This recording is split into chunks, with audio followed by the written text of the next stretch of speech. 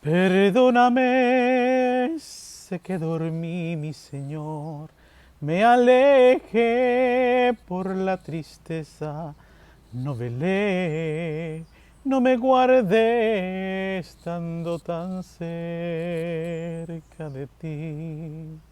No imaginé aquel horror en la cruz. Ya lo veías venir a ti, mi Jesús, mi culpa en ti. No lo entendí, hoy me quebranto ante ti. Doblando tus rodillas nos enseñaste cómo vencer esta débil humanidad. Tu voluntad sea aquí en mi carne, aunque vea gotas de sangre, ayúdame a no desmayar. Gracias,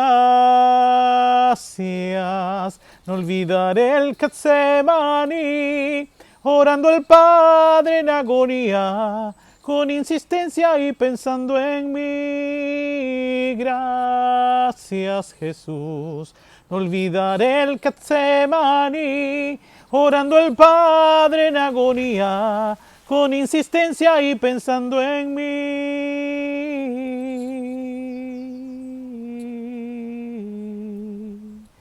Perdóname, sé que dormí, mi Señor, me alejé por la tristeza, no velé, no me guardé estando tan cerca de ti. No imaginé aquel horror en la cruz. Ya lo veías venir a ti, mi Jesús, mi culpa en ti. No lo entendí, hoy me quebranto ante ti. Doblando tus rodillas nos enseñaste cómo vencer nuestra débil humanidad. Tu voluntad sea aquí en mi carne, aunque vea gotas de sangre, ayúdame a no desmayar. Gracias, no olvidaré el Getsemaní, orando el Padre en agonía, con insistencia y pensando en mí. Gracias, Jesús, no olvidaré el Getsemaní, orando el Padre en agonía, con insistencia y pensando en mí. Oh, oh, oh, oh, venciste en el Getsemaní. Así hemos comenzado una nueva edición de Amándonos por la Palabra de Dios. Hoy estamos transmitiendo desde mi hogar, en la parte del solar de mi casa, en la ciudad de Viruaca, municipio de Viruaca, estado Apure, Venezuela. Y bueno, el cántico que acabo de compartir con ustedes tiene que ver con la enseñanza que hoy vamos a presentarles. Lo que ocurrió en el huerto de Getsemaní, esa gran batalla de naturaleza espiritual que tuvo que sostener y vencer Jesucristo en ese lugar por ti y por mí.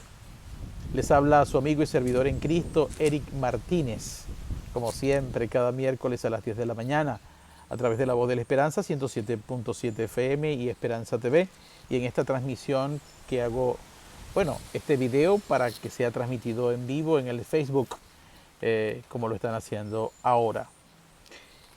Compartimos la palabra de Dios. Saben, la palabra se está cumpliendo.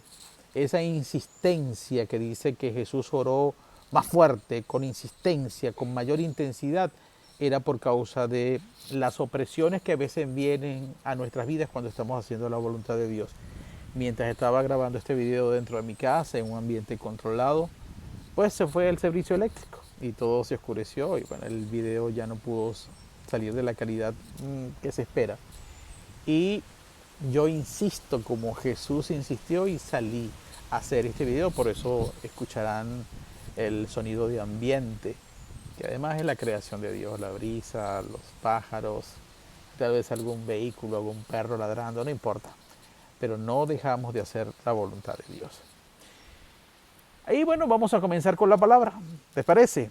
El huerto de Getsemaní, y les anuncio que esto está fundado en, en tres evangelios, en tres de los evangelios. Está en el capítulo 14 del Evangelio de Marcos, está en el capítulo 26 del Evangelio según Mateo, y está en el capítulo 22 del Evangelio según Lucas. Les recomiendo, para adentrarse en el entendimiento del conocimiento de Dios y de esta pasión por la cual pasó Cristo, estos acontecimientos previos a su muerte en la cruz del Calvario, leer estas tres versiones de los evangelios, porque contienen información que se complementan. Lo que no dijo uno, el otro sí lo dijo. Lo que uno no explicó muy bien, el otro lo explica mejor. Es decir, Dios, el Espíritu Santo, es extraordinario en cómo presenta una visión de un hombre y se la presenta a otro de otra manera y a otro de otra manera, para que juntos conjuguemos lo que nos regala y armemos el cuadro completo y tengamos un mayor entendimiento. Voy a leer, a mí me gustaría leerle los tres, de verdad, pero voy a hacerlo en Lucas capítulo 22. La brisa aquí me está moviendo la palabra, ¿no? Pero bueno, un poquito de paciencia para que hagamos lo que realmente importa sin distracciones. A ver, en el contexto, antes de leer la palabra, creo que entiendan lo siguiente. Jesús había entrado en Jerusalén, donde es recibido con palmas, ya sabes, con Hosanna, bendito el que viene en el nombre del Señor. Y estando en el templo, ocurrió que dos griegos que habían llegado a las fiestas de la Pascua, donde Israel estaba celebrando esta fiesta que conmemora la salida del pueblo de Egipto, de Israel, perdón, de Egipto, tal como lo hizo nuestro Dios Jehová con mano fuerte y poderosa. Y ellos celebraban cada año estas festividades, y habían venido también gente del extranjero. Y buscan estos dos griegos a Felipe, Felipe busca a Andrés, y ambos, Felipe y Andrés, van a hablar con Jesús diciéndole que estos hombres quieren hablar con él. Miren lo que dice la Escritura en Juan capítulo 12, que Jesús, cuando se da cuenta que ya están llegando los extranjeros, dice: ha llegado la hora y que el Hijo del Hombre sea glorificado. Si la semilla no cae en tierra y muere, no lleva fruto. Él sabía que había llegado la hora de su muerte. Y sería bueno leer en este capítulo 12 exactamente lo que quiere decir Jesús con esto, al decir en el verso 23, capítulo 12 de Juan: Jesús les respondió, después que le dijeron que habían llegado estos dos griegos: ha llegado la hora para que el Hijo del Hombre sea glorificado. De cierto os digo que si el grano de trigo no cae en la tierra y muere, queda solo, pero si muere, lleva mucho fruto. Estaba hablando de él mismo y de lo que después tú y yo tendríamos que hacer para dar fruto. El que ama su vida la perderá, y el que aborrece su vida en este mundo, para vida eterna la guardará. Y en el 27 dice, Jesús anunciando su muerte: ahora está turbada mi alma. Fíjense que ya Jesús venía con una opresión frente a lo que iba a ocurrir en la cruz del Calvario. Ahora está turbada mi alma. ¿Y qué diré? Padre, sálvame de esta hora. Mas para esto he llegado a esta hora. Es decir, Jesús sabía perfectamente todo lo que le ocurriría en la cruz del Calvario, y la pasión, todos estos acontecimientos sufridos, lo que se llaman los sufrimientos de Cristo, que tendrían que ocurrir tal como habían sido profetizados, por ejemplo, en Isaías capítulo 53. Él lo sabía perfectamente. Ahora sí, cuando ocurre esto, luego viene el tiempo de la cena, donde él comparte la cena y la institución de la cena del Señor. Él va a conocer de que Judas lo va a traicionar, que Pedro lo va a negar. Y luego de allí salen al Monte de los Olivos, que está al oriente, al este de Jerusalén. El frente de Jerusalén da hacia el este de los puntos cardinales, y allá hacia ese oriente está el Monte de los Olivos, y él iba habitualmente a ese monte, a un lugar específico llamado Getsemaní, un huerto que seguramente le prestaban para que él fuera a orar habitualmente cuando él estaba en Jerusalén, porque recuerden que él se la pasó girando por todas las ciudades de Israel, entre Judá y entre Galilea fundamentalmente, pero también fue a otras ciudades. Y bueno, él tenía este lugar de oración. Tú tienes un lugar habitual de oración, donde quiera que tú estés, en tu casa, cuando vas a visitar otras ciudades. Debemos tener un lugar donde nosotros nos alimentemos espiritualmente como lo hacía Jesús. Y en este lugar habitual, en ese día iba a ocurrir algo excepcional, porque no todos los días de nuestra vida son siempre iguales, no siempre es una rutina.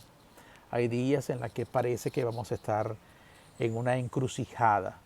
Y qué bueno es tener un lugar donde habitualmente el Padre nos espere, para conversar con Él, para buscar dirección, como Jesús lo necesitaba ese día. Entonces, ahí sí comenzamos a leer el capítulo 22 con este contexto del Evangelio de Lucas. Desde el verso 39 dice la Escritura de la siguiente manera: Padre, esta es tu palabra, gracias por ella. Que no regrese a ti sin haber cumplido el propósito por el cual hoy las está enviando en esta Semana Santa. Y saliendo se fue como solía, al monte de los Olivos, y sus discípulos también le siguieron. Cuando llegó a aquel lugar les dijo: orad que no entréis en tentación.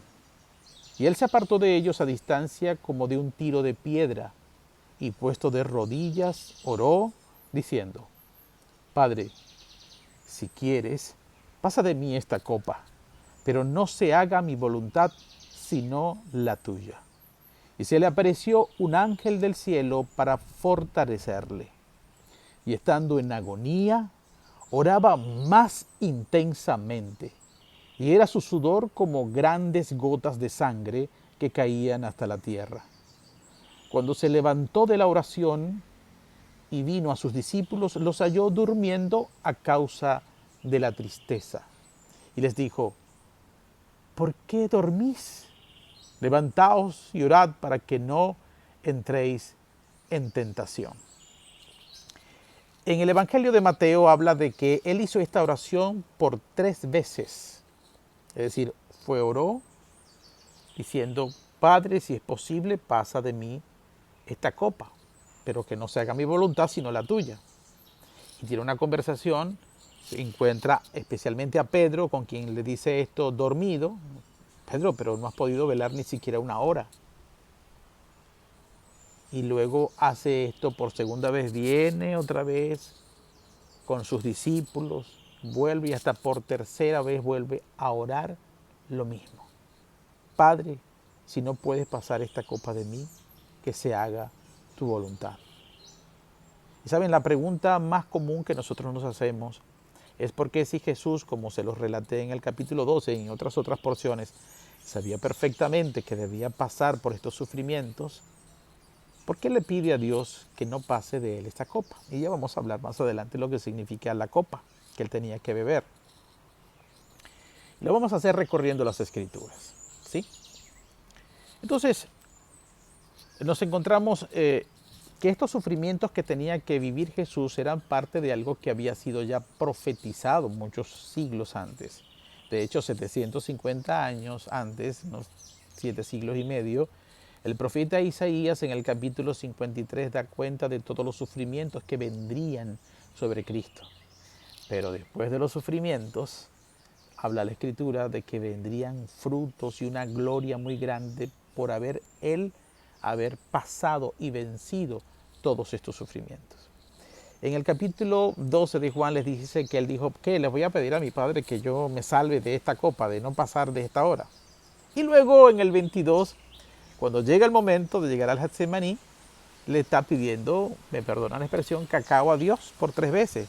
Señor, si es posible, pasa de mí esta copa.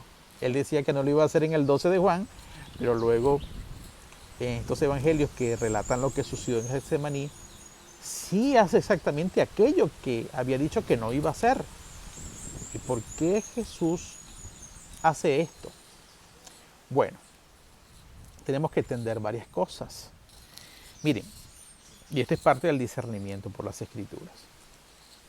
El capítulo 1 de la carta escrita a la iglesia que estaba en Éfeso, la carta a los Efesios, dice que Dios se propuso reunir en Cristo Jesús los cielos y la tierra. Déjenme leer las escrituras mejor, porque hay gente que realmente es celosa con estas cosas. Quieren la cita y la descripción de la palabra. Yo me gusta predicar como Cristo abiertamente, sin tantas precisiones. Porque a veces uno cree que las personas saben las escrituras y saben de lo que uno está hablando, pero reconozco que hay personas que necesitan ser guiados en detalle. El 8. El 9.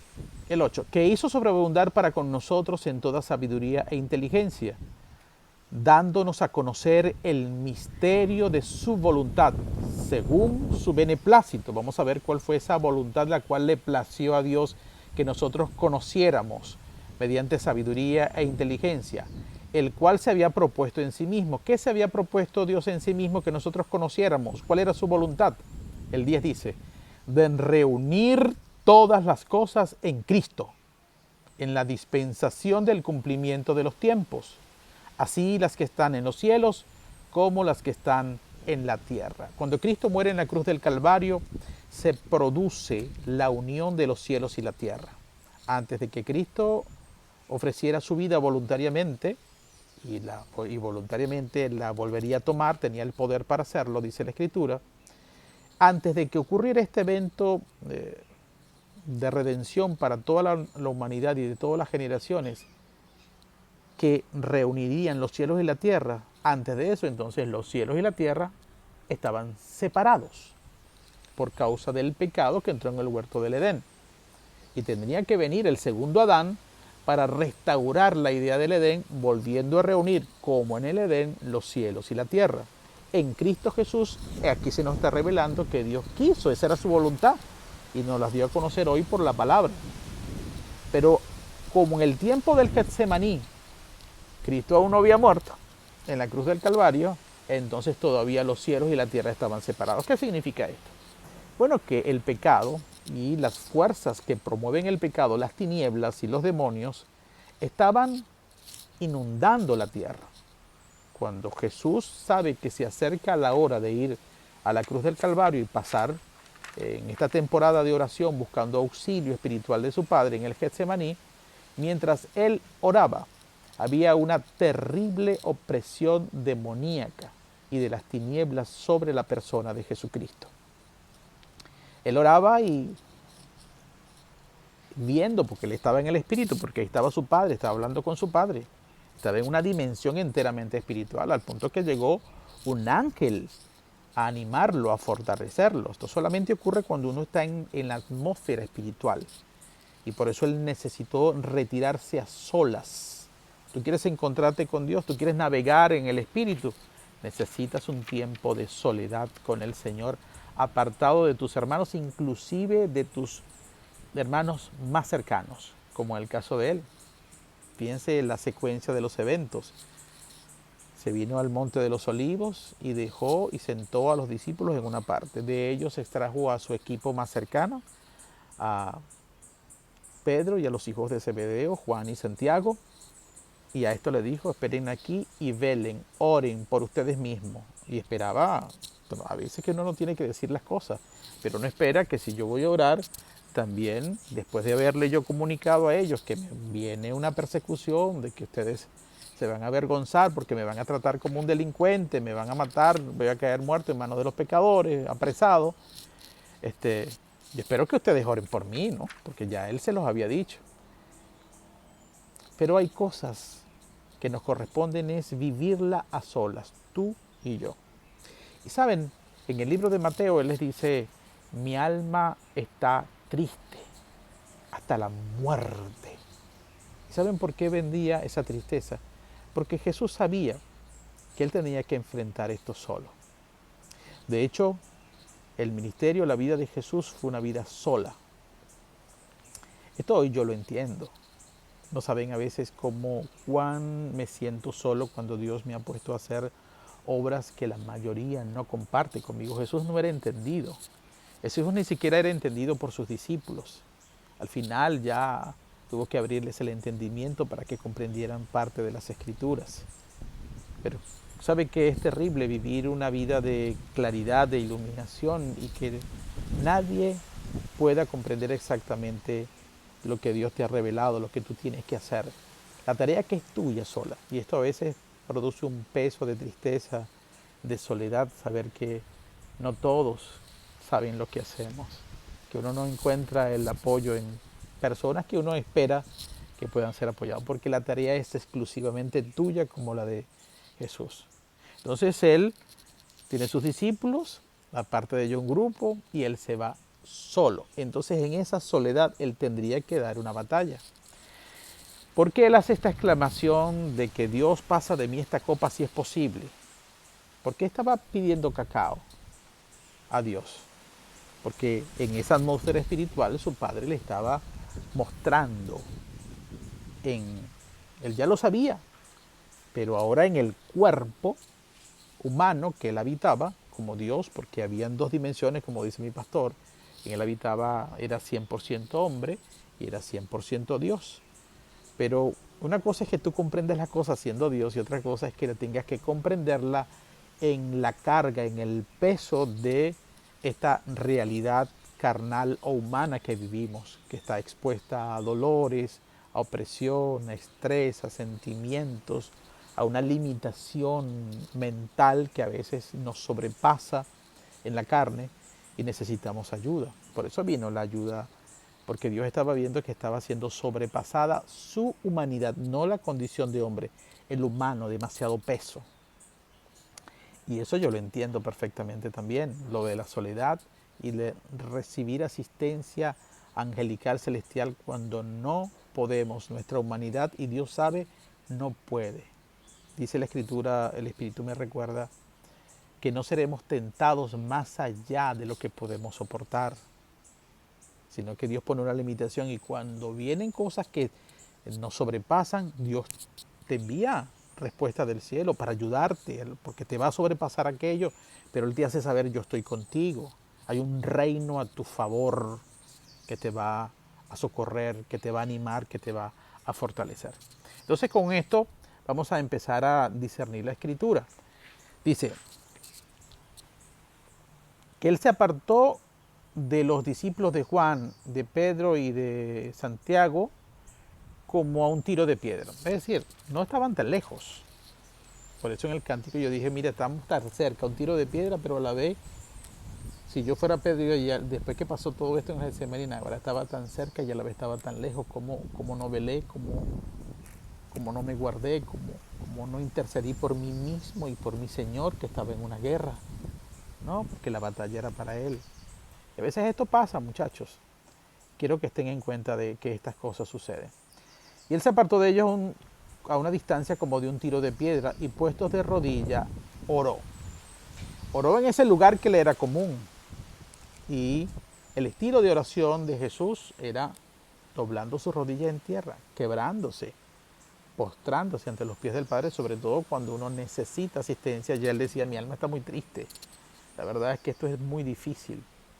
Entonces esta opresión que Él sentía, producto de las tinieblas y la oscuridad, demonios diciéndole no lo vas a lograr, eres un perdedor, sí, yo sé que nos has echado muchas veces afuera y has sanado a muchos enfermos y tal, pero yo no sé qué te propones, porque yo no sabía exactamente qué iba a hacer en la cruz, cuál iba a ser el desenlace de eso, pero querían sabotearlo, sabía que él era una figura preponderante en la historia y había de todo contra Jesús, todas las fuerzas demoníacas estaban sobre él y él, por eso dice la Escritura que él oraba insistentemente. Yo no sé si ustedes también lo saben, que cuando uno está siendo oprimido, uno con mayor insistencia se aferra a la fe, a la oración, a la adoración. Uno está escuchando y uno sabe, pero uno insiste y insiste e insiste todo lo que puede. Y ahí es donde Dios está mostrando que a pesar de las distracciones, sabe que usted se agarra de Él y si usted se agarra del Señor, el Señor no te suelta, no te va a dejar nunca solo. Insiste. Ponle insistencia, intensidad a tu oración cuando la opresión sea muy grande. Esto del huerto de Getsemaní era una encrucijada en la que todos un día, como Jesús, vamos a llegar, en la que va a haber un combate en nuestra mente, donde está el campo de batalla. Ustedes han escuchado eso es muy cierto. Donde hay un campo de batalla, donde allí se va a definir en ese momento espiritual, profético, si tú confías en Dios o vas a retroceder, vas a rendirte, vas a sucumbir, vas a decir, no, Señor, esto es mucha carga para mí, yo no puedo hacer esto. O decides, a pesar de mi opresión, a pesar del dolor que me espera, yo lo voy a hacer por obediencia, por amor, porque necesito que la semilla caiga a tierra y muera para que pueda dar mucho fruto. Y el fruto es entregarte a todas unas generaciones para ti recuperar lo que el mal y el pecado se robó, Padre. Jesús estaba muy enfocado en lo que tenía que hacer, enfocadísimo, pero pidió cacao, pero pidió que el Padre pasara, porque estaba hablando era el humano. Así como cuando él, dice el Evangelio según Mateo en el capítulo 26, que habla de esto también, que él cuando va a Pedro y lo encuentra dormido, le dice, Pedro, pero no pudiste orar una hora. Y luego le dice, a la verdad, el espíritu está dispuesto. Esto le estaba ocurriendo a Jesús, lo dice porque él lo estaba experimentando en ese momento. A la verdad el espíritu está dispuesto, pero la carne es débil. Y él estaba experimentando la debilidad de la carne. Allí cuando él estaba desnudo, de rodillas, en el Getsemaní, estaba la debilidad de la carne, desnudado delante del Padre. Cuando usted ore delante del Padre, miren, ni se le ocurra disimular con Él. Haga como Jesús. Manifiéstele en la carne sus temores, sus miedos, sus dudas. Que Dios sepa que tú lo necesitas y que no eres autosuficiente, sino que tu vida depende de Él completamente. Jesús estaba pasando por eso Él es fuerte, Él sabe cómo consolar, Él sabe cómo animar, porque Él fue pasado por una agonía y una opresión extrema como ningún hombre sobre la humanidad ha ocurrido. El peso era demasiado grande sobre Él. Entonces tenía la opresión demoníaca porque los cielos y la tierra estaban separados, la opresión de las tinieblas. Era como un puntico de luz en medio de una tierra plagada de tinieblas y mal. Ahí estaba esa luz luchando. Estaba dando un combate en su mente. El cuerpo le decía, no, deja eso, dile a tu papá que busque otra manera. Pero su espíritu estaba dispuesto a avanzar. Ese combate estaba aquí en su mente. Y mire la estrategia que nos enseña Mateo. Él se paró y 3 veces oró lo mismo. Quiero que sepan una cosa. Esto pasa de verdad, como le pasó a un profeta. No recuerdo si fue Elías o Eliseo, el Espíritu me lo recuerda. Cuando murió aquel joven de la viuda que no podía tener hijos y por fin concibió, pero luego le entró un dolor de cabeza y murió. Recuerden que Elías va y sube a la habitación del joven, los lleva a su habitación y el joven no responde. Y dice que Elías bajó, caminó la casa, o sea, como que soltó la oración. Cuando la opresión, cuando las cosas no dan resultado, no te rindas. Respira, descansa un poquito, dale vuelta al asunto, medita, busca orientación fuera del ambiente. A veces el ambiente donde tú estás orando hay una demasiada opresión, no hay respuesta y necesitas oxigenarte espiritualmente. Así hacía Jesús, se paró y fue 3 veces. Voy a hablar hoy cómo están mis muchachos, voy a ver si están orando y velando por ellos. Y aprovecho, tengo una gran opresión y salgo y vengo. Bueno, así hizo Elías también o Eliseo.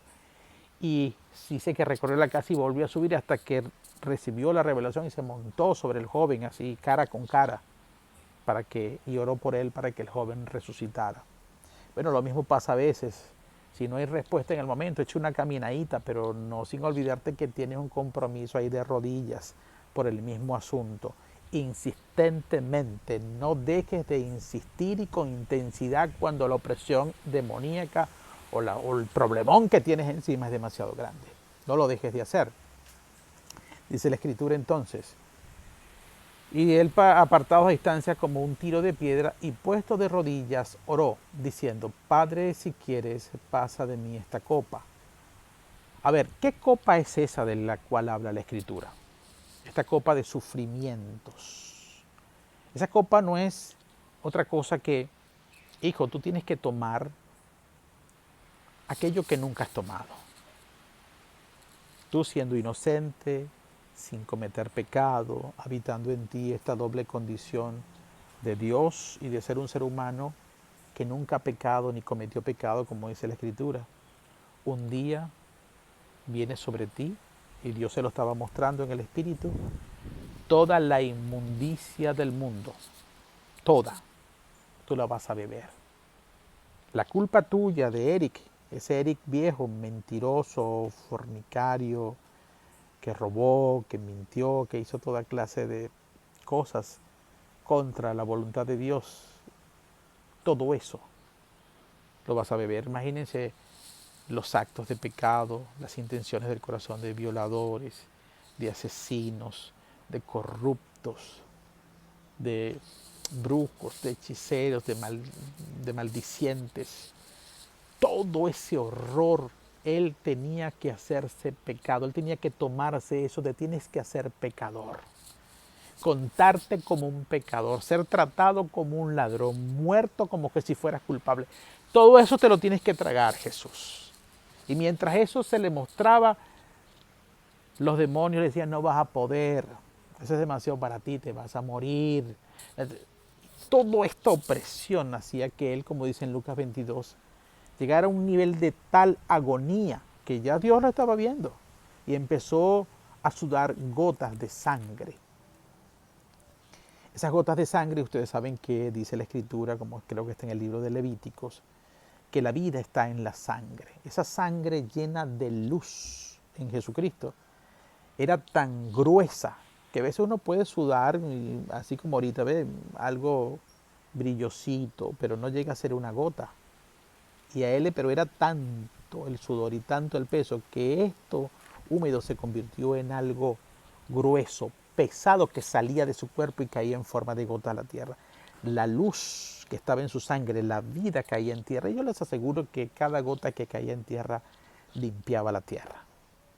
La única luz que se veía ahí en ese momento era la luz de Cristo y de su sangre derramándose, producto de que la humanidad se estremecía viendo todo el horror que él iba a sufrir en la cruz, el camino de cargar el peso de la cruz, de sus latigazos, de los demonios oprimiéndole, las tinieblas, los pecados que se tendría que tragar, y el hacerse maldito, hacerse maldición por causa tuya y causa mía para que tú y yo no muriéramos. Eso tuvo que cargar todo eso con él. Eso es una cosa demasiado grande, un peso demasiado enorme, no para Dios, sino para el humano en el cual estaba Dios, que era Jesucristo, el único que podía soportar eso. ¿Sabes? Dice la Escritura que esto era necesario. Así es la justicia de Dios, porque dice que sin sangre, sin derramamiento de sangre, no hay remisión de pecado. Es decir, el pecado tiene que ser castigado, porque sí, esa es la justicia de Dios. Porque la paga del pecado es la muerte. Y la muerte implica derramamiento de sangre para que haya remisión de pecado. Así que Dios necesitaba a alguien que se pusiera en la brecha de la ira de Dios. No encontré uno que hiciera vallado y se pusiera en la brecha para evitar que yo destruyese la tierra. El único que estaba habilitado y con el valor suficiente para ponerse en la brecha, para evitar que la justicia de Dios se derramara sobre ti y sobre mí por causa de nuestros pecados, delitos y rebeliones, era Jesucristo. La brecha es como el lugar o el camino por donde Dios va a derramar la ira y se va a llevar todo por delante. La única forma en la justicia de Dios de que no haya una destrucción total es que alguien, como él dice, no encontré uno que hiciera vallado, pero apareció uno, como está en el libro de Apocalipsis. No llores, Juan, él ha vencido, el león de la tribu de Judá, él es el león que se puso en la brecha. Y dice, Dios, tu ira, vuélcala sobre mí. Yo recibo el pago por ellos, no los destruyas. No destruyas la tierra, no los destruyas a ellos. Destrúyeme a mí, yo me pongo en la brecha, soy culpable. No buscaba uno a un cuentero, bocón que se justificara, sino uno que aceptara la responsabilidad no de él mismo, sino por los demás. Porque no hay mayor amor que este, que dar la vida por los amigos. así te ha visto Jesucristo a ti y a mí desde la eternidad, como amigos. Jesús anda buscando amigos a quien Él pueda restaurar, justificar, limpiar, sanar para vivir una relación como amigos.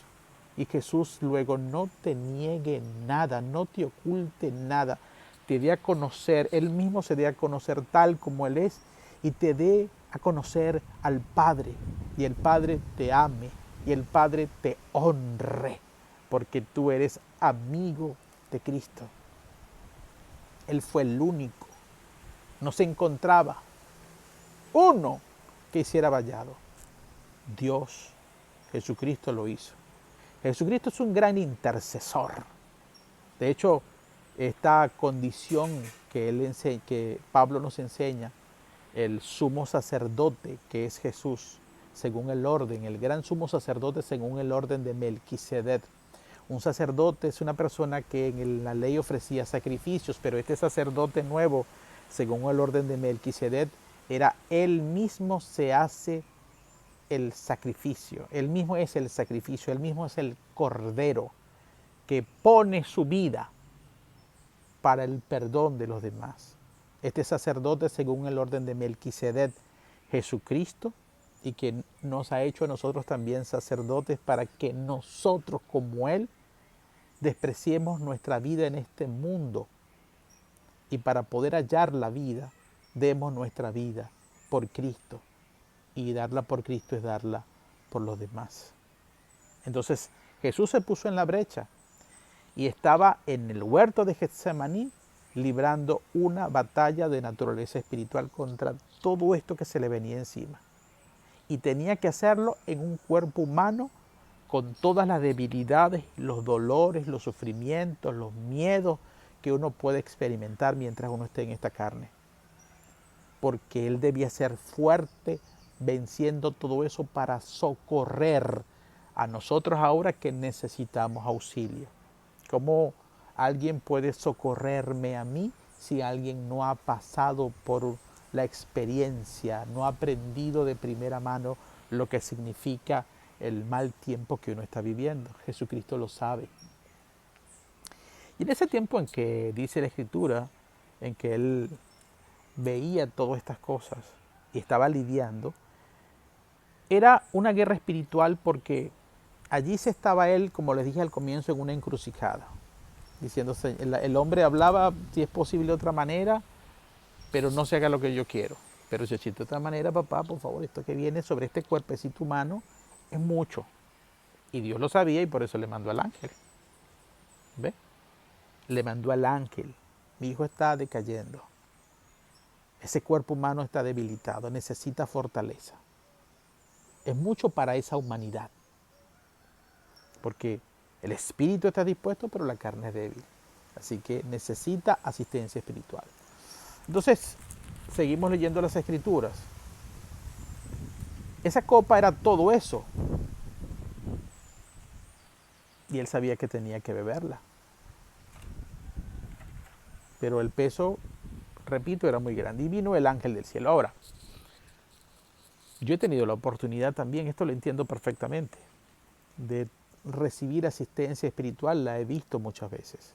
Mire, una vez estaba enfermo y no lo sabía, producto de mis excesos al comer, y un ángel me visitó, suplicándome, diciendo, Eric, por favor, cuídate el corazón, no comas esto, no comas esto, no comas. Me orientaba, te lo ruego, cuídate. Y se fue. Le bajé 2 a mis excesos, guardándome la vida. Recuerdo una vez, en uno de los días que me han tocado almáticamente más fuerte, yo tengo un solo hijo que se fue del país, no por como ahora se van las personas, sino porque Dios le regaló un talento extraordinario musical y ya desde los 15 años, desde muy joven, se destacaba en todo lo que hacía. Bueno, ya a los 17 años le dieron una beca en una de las mejores universidades de España. Y a mí me costó muchísimo separarme de mi único hijo. Era era una unión muy fuerte. Y tuve que hacer 2 viajes que económicamente me pesaban muchísimo. Me dejó a mi familia, a mí y a mi familia, nos dejó, bueno, nada. Pero era un sacrificio para que él creciera. Entonces cuando estando en el último día, y con esto vamos a explicar también lo de Jesús, en el último día, ya en el último viaje, que duré como unos 9 meses en España, en la medida en que se acercaban los días en que yo sabía que tenía que regresar a Venezuela, y me esperaban muchísimos problemas en Venezuela, de muchas órdenes, que no vale la pena porque no se trata de hablar de mí, mi corazón se iba intensificando, el dolor, la preocupación, el estrés. Yo casi oraba como Josué: detente, sol en Gabaón, Dios mío, que no pasen los días, que ese día de separación con mi hijo, en la que yo no sé cuándo lo volveré a ver, me compungía, mire, eso era una cosa terrible. Y ese día cuando voy al aeropuerto iba ya, créame que no me dio algo porque Dios me ayudó. Ese día en que me despedía de él en el aeropuerto, cuando ya llegó la hora de entrar al aeropuerto, nos abrazamos en un lugar solitario, no había gente. Y cuando lo abrazo aquí ya quiebro, que ya no podía más, a llorar, a estallar, se me aparece un ángel y me dice, así hablando como un español y todo: no os preocupéis, lo volveréis a ver. Y quedé sorprendido, y aquello fue lo que cortó todo ese cúmulo de emociones que estaban fluyendo y que me estaban haciendo daño, me estaban consumiendo. Y mi hijo lo escuchó, pero volteó y no lo vio, solamente yo lo veía, él sí lo escuchó. Vino esa asistencia, sí, esa asistencia angelical. No me da ánimo de saber que mi hijo iba, menor de edad, 17 años lo dejé en España, iba a estar cuidado, que iba a tener la asistencia del cielo con ángeles que lo estaban protegiendo. Pues la angustia se hubiese desbordado y tal vez me hubiese dado una cosa que yo sabía, pues me tuvo que fortalecer de esa manera. Y muchas maneras de tener asistencia angelical. Entonces, esto que le pasó a Jesús de pedir que pasaran la copa tiene que ver con eso, no porque tú sepas que algo viene a tu vida va a evitar de que las cosas cesen, tus preocupaciones. Por ejemplo, una persona que sabe que la van a operar del corazón abierto dentro de un mes, en la medida que se acercan los días, la cosa se va apretando emocionalmente. A Jesús le pasó lo mismo. El que tú sepas las cosas que van a venir en este cuerpo, mientras estás en el cuerpo, no evita de que venga el estrés, la angustia, la agonía, la preocupación, lo que sea que te esté produciendo el hecho que se están acercando los días. Así le pasó a Jesús. Pasaban los días y se iba intensificando su tristeza, su agonía, su preocupación por enfrentar aquello tan terrible que iba a enfrentar. Y es comprensible que haya dicho esto. Pero él en el Getsemaní venció. El Getsemaní representa en nuestras vidas, como para Jesús, una encrucijada, repito, en donde se determina el vencimiento espiritual. Usted quiere tener un vencimiento físico, material, que sea visible, usted tiene que vencer primero espiritualmente.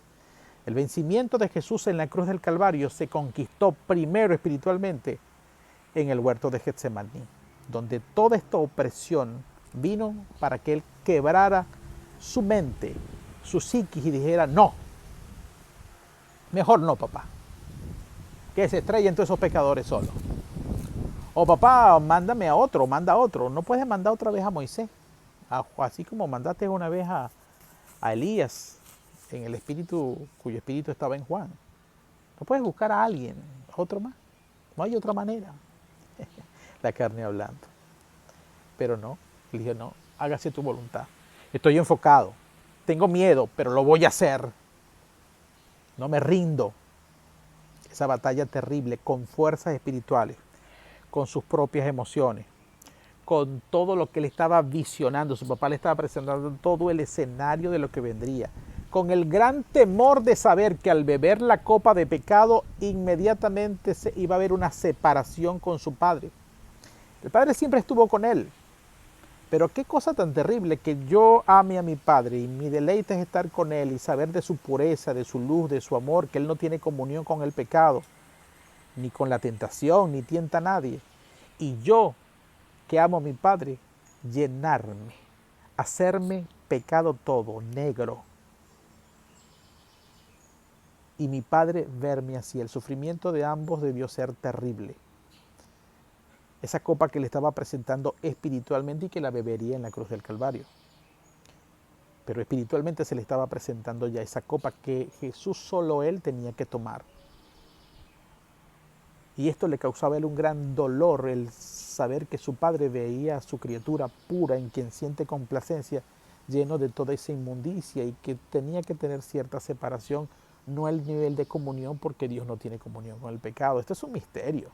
Esto no es que Dios estaba lejos de Él, Dios estaba con Él, pero viendo su sufrimiento, tanto que le mandó un ángel. No estaba solo, completamente. Como persona, sí. Como ser humano, sí. En relaciones con hombres que tú esperas que te respondan como sus discípulos dormidos ahí.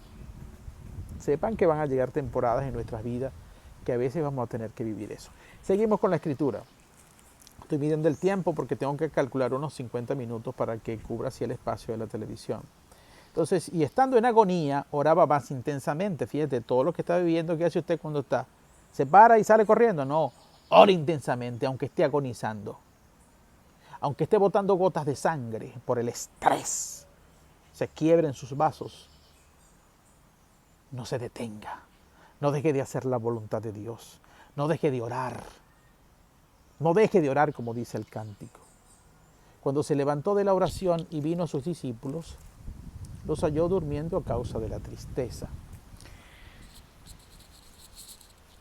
Fíjense qué cosas, que Jesús estaba orando por la sanidad, por la redención de los pecados de la humanidad, y al mismo tiempo se paraba y estaba pendiente de los suyos de ese momento. Así es el amor de Él, no se olvida de nadie, de los del futuro, de todas las generaciones pasadas y futuras, pero también de sus muchachos. Oren y velen. Y de hecho no oraron y no velaron, al punto que ven a Pedro. Pedro sacó aquella espada después que vinieron a arrestar a Jesús, y por no velar, por no orar, cayó en la tentación. Y varias veces le cortó la oreja a Malco, un siervo del sumo sacerdote. Le cortó la oreja y Jesús tuvo que sanarlo. Y después, por no velar, por no cuidarse, como le pidió Jesús, que orara por ellos mismos, ¿qué ocurrió? También fue zarandeado cuando negó a Jesús 3 veces antes que cantara el gallo. La importancia de velar. A veces cuando hacemos la obra de Dios, viene venganza, viene retaliación, viene persecución sobre los nuestros.